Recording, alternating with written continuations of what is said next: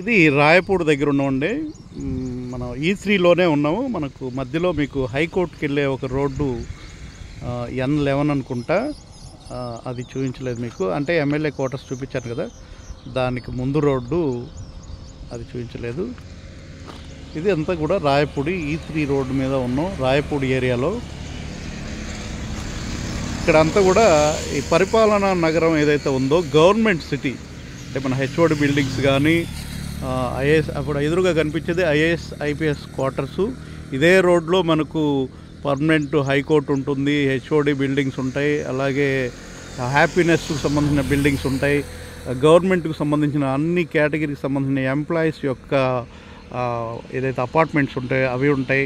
ఇక్కడి నుంచి ఇటు తూర్పు వైపుకి పరిపాలనా నగరం అంతా కూడా ఉంటుంది. ఇటు వచ్చేసి రాయపూడి, ఇలాగ స్ట్రైట్గా ఇదే రోడ్డు కరకట్ట, కృష్ణానది కరకట్ట వరకు వెళ్తుంది.